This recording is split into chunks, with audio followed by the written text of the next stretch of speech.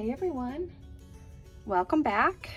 Today I'm going to be using the cut file that I got with the, I think it was August scrap room kit, and I was gonna maybe use one of the kits from this month as well to do this, but as I was flipping through my scrap room stash, I realized that I had these couple of papers left from, I believe it was June. Let me look real quick at the cover and see what it said.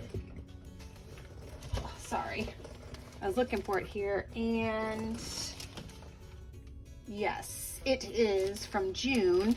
It was a June scrap room kit, a Vicki Boutin Sweet Rush scrap room kit, and I had a couple of pieces of paper left with that kit. And the minute that I saw this cut file, I remembered I had this paper right here, and I knew that I wanted to use this paper. So I went in to grab this, and then I realized I still had this rainbow paper as well, and I thought, that might look really nice with this. So I decided to grab that as well, and so this is what I have decided to go with. This kit instead of the normal summer kit that I would go with. I have an already gessoed piece of white paper that I'm going to use for my background. I have a piece of, let me see, I think it's called Admiral from Basil that came with this Vicki Boutin kit that I figured I will work that in somehow and try to kill off this kit. All right, and so I do have some ephemera left from the scrap room kit. So I've got that sitting there so I can use whatever I need to from that. And then I had this piece of paper that I already started fussy cutting out the flowers. Not sure if I'm going to use the flowers or not for this particular layout, but we'll see what I end up with. They don't really go with beach, but you know what? I don't care. I can use them for whatever I want, right? So I've got these sitting here too. So this is the supplies that I have chosen to go with for this particular page. And so I'm just gonna get started. Oh, I cut this out using my Cricut. You get this when you order the August scrap room flavors of the month kit, or maybe when you order one of the other ones, I'm not sure, but I know I get it with the flavors of the month kit, and you just download it and you can cut this out and use it. Okay, so I am gonna get started working on my background. I'm gonna do a bit of mixed media on this white paper here. So I'm gonna go ahead and get started with that, and get some mats worked out here. I'm pretty sure I know what I'm gonna do, but I think I need to work on my background first. Okay, so I'll see you back here in a minute. All right, so to start off with my mixed media, so the idea that I had in the back of my head was that I wanted to create the sky out of my Shimmers paints. So I'm starting with some mustard seed vibes first, and I'm just using a plastic baggie that I had a few little ephemera pieces in that didn't need its own bag, just to kind of squish the paint onto the page. I didn't want any clear like brush strokes for this because I wanted it to look like a sky. Sort of like a sunset sky, I guess. That's kind of my thing. I really like to make sunsets. So I decided I wanted to do that too on this one. So I started with that mustard seed, just kind of squished it in.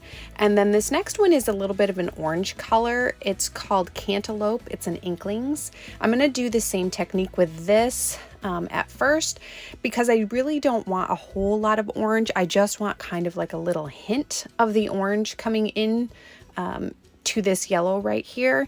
And while I'm doing this with the paint wet, you really can't see it very well on the camera, but there is a bit of orange coloring on the very edges of that yellow. Like I said, you just can't see it very well when it's wet. Mixed media is kind of a funny thing, especially when you're doing a big background like this, is when you're doing it, it really just kind of looks like a hot mess for the whole time. You seriously don't even know if you're gonna like it by the time you get done with it, until it dries. And then the nice thing, because I had gessoed this background, is I can go in and make some changes if I want to, as long as I catch it soon enough. That's the really nice thing about having that gesso there. It just kind of lets the paint sit on top a little bit so that you have some time to change your mind.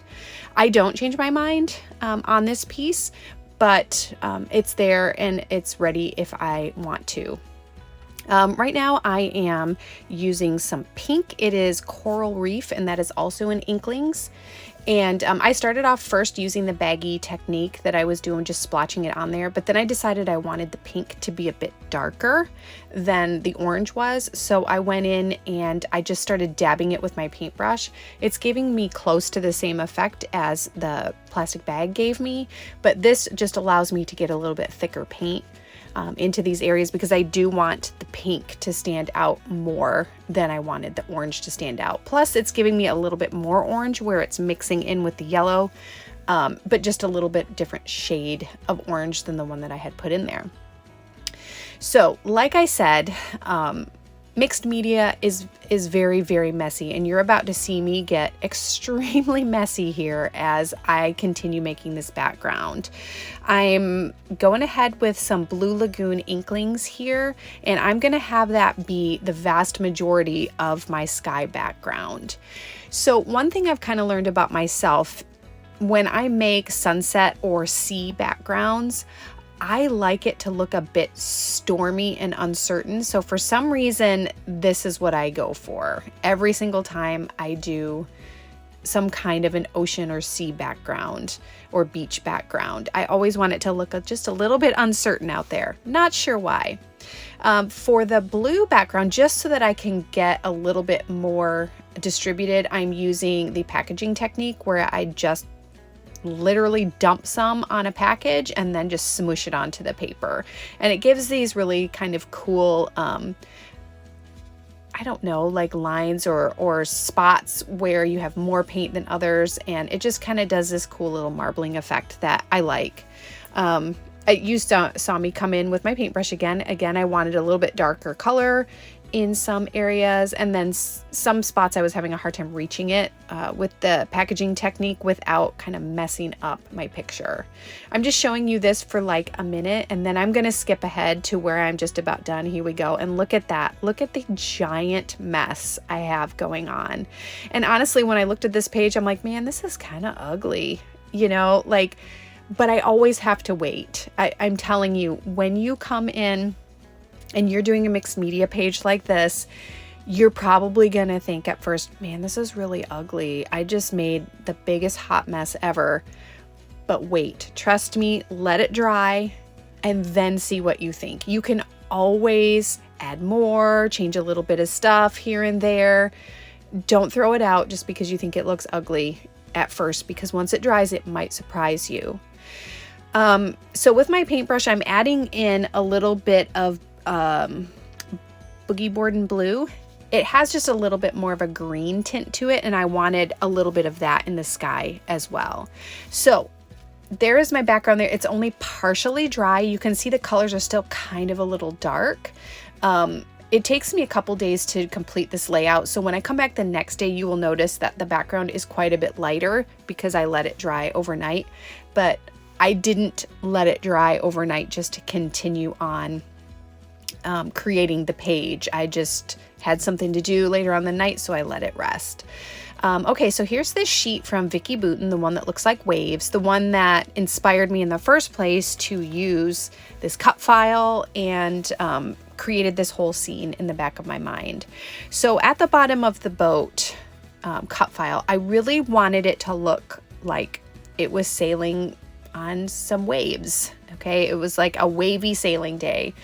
And so I decided to take the very bottom portion of that paper and I cut it down along like the first couple things of waves. And I made that to fit the white paper, which I cut at 11.5 by 11.5, I believe. And so that's going to be my main paper. So I also went and I took the top portion of this page where the waves look a little bit different. They're going in a different direction, and I cut that off, and I'm going to layer that on top from the other piece that I cut off from the bottom. I did this, like I said, because I wanted to look kind of like a rough sea, like some storms are coming in, and we're coming in on our sailboat here. Okay, so that is what I'm doing here with the waves. Once I get them all situated, I scuff up the edges of the waves and I put a little bit of adhesive foam underneath to make them stick up. At this part, I was kind of just playing around with my cut file to see what I could do. Originally, I had wanted to stick the cut file between the layers of waves, but I realized quickly that that's not going to work because I don't want to cover up my title, which says this summer. So at this point, I'm not quite sure how I'm going to handle that because I know what I wanted, but I wasn't able to do it. Here I'm just cutting along each of the waves. You can see so they pop up a bit. I'm going to add some, like I said, some dimensional foam behind each of the waves after I scuff them up. And I want to do that just so that we have a bit more dimension on the page. So as you see here, I'm going to go ahead with my adhesive. I'm not going to show you all this, and then I'm going to skip ahead also to once I get the second layer ready, the one laying over there to the left. I just didn't figure you needed to see me struggle with all of these adhesive foam strips. I'm always struggling to get the backing off from them, so I try to skip ahead of that as much as I can. So there's the second one. You saw that I had some adhesive tape, then wet glue, and then I've got the foam. So it adds this cool little bit of dimension. And the bottom waves have a little bit of foam popping them up just a tiny bit as well underneath there. So in person, you can see all of that dimension. So here I am playing with my boat again, and I'm just kind of trying to figure out placement because what I realized is I really liked where I put that sunset with all the different colors, but I want to make sure that I can see each of the colors and not cover too much of it up since the boat is going to be filled in. So I decide first and foremost, I'm only going to do one sail. It's only going to have one sail up. And I'm going to do that in the striped paper that I used, the Vicki Boutin striped paper that I used also for the border around the whole piece. So I'm going to pull that print back in by using it as the shade, or I'm sorry, the sail. Can't speak this morning. I'm going to fast forward through where I cut it out because that's super boring. And now I'm just going to show you. See, doesn't that look cute? I will off camera trim some stuff up so that it's not hanging over. It's really hard when you've got such a detailed cut file, and this one's not even that bad, but just with all those overlapping pieces, sometimes you've got to come in with your X-Acto knife and just get the little odd pieces out. And here I start putting the glue on the wrong part because, yeah, I was tired. I'd spent the day in Galveston with my kiddos and I was tired by this point. So here I go. I'm just putting some wet glue along here. And then for this one, I just placed it on top just because it was kind of like a bigger piece. But generally I put, I just keep the cut file laying upside down like that and then place the other part there on top.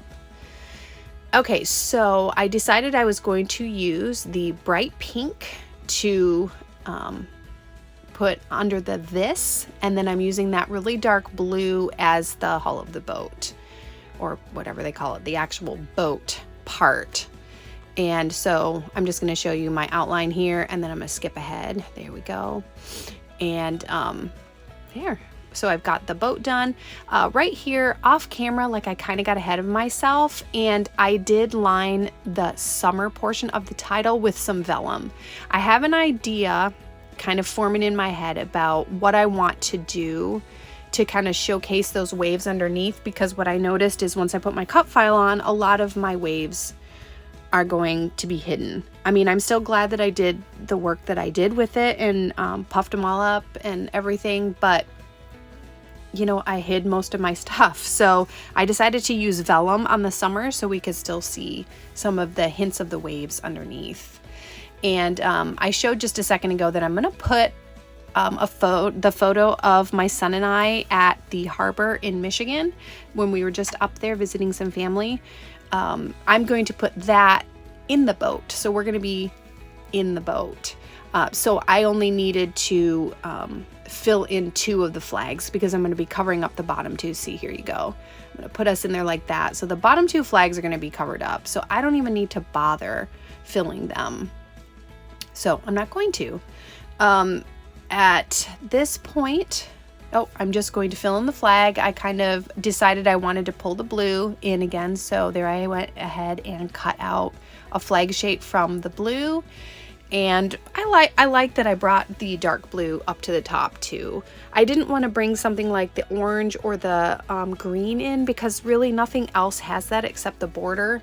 And I just didn't want it to look kind of odd. So I just used the dark blue up on the top. So here we go. Here my cut file is completely filled in. And now all I need to do is I need to get it situated where I want it on the page. And see, I've got just about enough of that sunset showing, and you can also see it underneath the sail. There's just a little open area under the sail as well where you can see some of the yellow of the sunset peeking through. And I loved that. I thought it was so cute. So here I'm going to go ahead and I'm going to stick down my cut file, the main part of my page. At this time, I just stuck down the bottom. Off camera in a bit, I will peel off the rest of the foam strips. You don't have to watch that, I promise. But I am going to peel the rest of those off in a minute off camera. But I just want to get my picture situated there because I do have a foam strip that's going to sit on top of the picture as well, on top of the little bottom part of the picture. So I'm just gluing that down with some wet adhesive. I use a Scotch tacky glue in a fine liner bottle. I like to use that when it's on top of mixed media. You'll hear other scrappers say that they use the wet glue on top of mixed media just because it sticks a little bit better. And when there's gesso on the back of the page, the liner, the tape adhesive just doesn't seem to stick as well. So I like to use the wet glue. Okay, so what I am doing down here is I'm trying to accentuate those waves underneath the cut file. I don't know if I succeeded in doing this very well, but I like how it turns out anyway, so I guess it really doesn't matter if my original idea really worked out as much, but I like to think it did.